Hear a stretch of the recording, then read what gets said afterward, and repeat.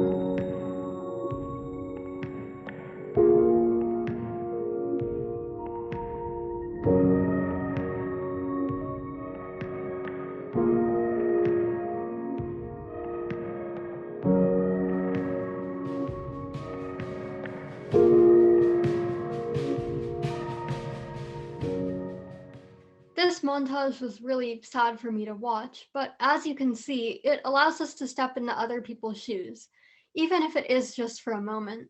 There are countless scenes like this out there. I think that one reason that there are so many movies that include this scene of someone not being able to find someone to sit with is because it's just so relatable. Like everyone goes through it at some point in their life. I know I have, I know most of my friends have, everyone on this panel has. People who are 10, 20 years out from high school probably can remember that feeling of looking out in the lunchroom with your lunch tray and seeing all these eyes facing you as if expecting you to just go to your own table and basically forfeit social interaction. And I think it's really sad that so many people have to go through this. I totally agree with what Will is saying. From my own personal experience, I've noticed that when I think of lunchtime in the lunchroom specifically, it's often a place of unknown, and there are so many things that can go right, but also like what we saw in the video, there's so many things that could go wrong, and it really brings out a lot of anxiety for many students and characters, as we saw in the video. Yeah, Alex, so many things can go wrong, and that's a crazy amount of stress for a young person. If you look at those faces in that video, you see insecurity, terror, embarrassment, and even resignation. For me personally, that alienation in the lunchroom brings up feelings of being unsafe. And yet, safety is such a basic need and right. Yeah, Harita. It can be straight up torture for some kids. I think we have to realize that these are just kids, and for whatever reason, they have to face lunchtime like it's a war zone. They have to go. They have to think agonizing thoughts like, "Will I be noticed today? Will I be rejected? Will I be embarrassed, ignored? Will I be invisible today?" It can be a lot to take in. And yeah, building off that, that almost leads to like a fight or flight response. When you have all these eyes on you, it makes you feel like really pressured and scared. And that's what leads to like your face flushing, your ears burning, your heart beating faster. And I could really empathize with that emotion. I remember when I was in middle school and I was switching friend groups and the anxiety that I had every day, not knowing which friend group I was going to sit with, could be really overwhelming at times.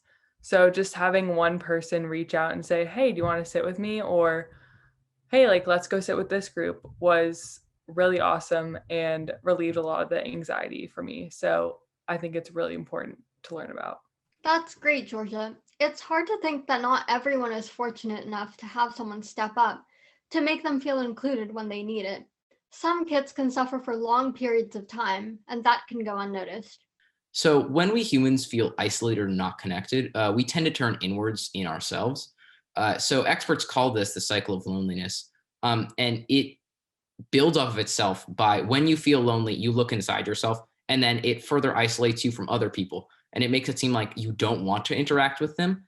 And this cycle is extremely detrimental to kids, adults, and it really prevents them from making the connections that are necessary to live a happy life and to form lasting and meaningful friendships. Going off of what Will said, I feel like within that cycle, students tend to lose confidence within themselves.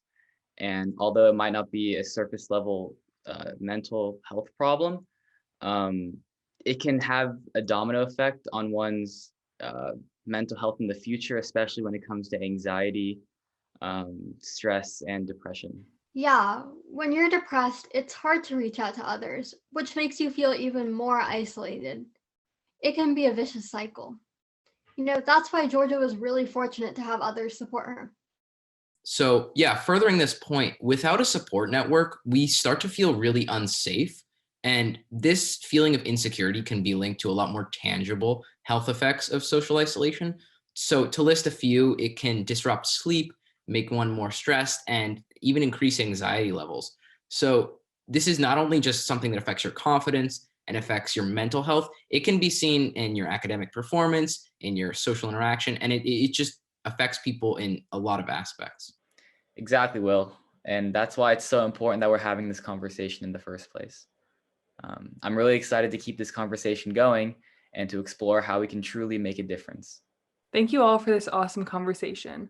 Now that we've explored the feelings surrounding social isolation and discovered how bad it is for our mental, physical, and emotional health to be isolated, it's time for us to go out and act.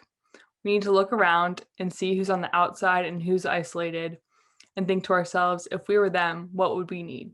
Beyond Differences has a curriculum called No One Eats Alone, and we even have a National Awareness Day dedicated to this issue. Check it out. Let's make sure that no one eats alone. Thank you, everyone. See you next time.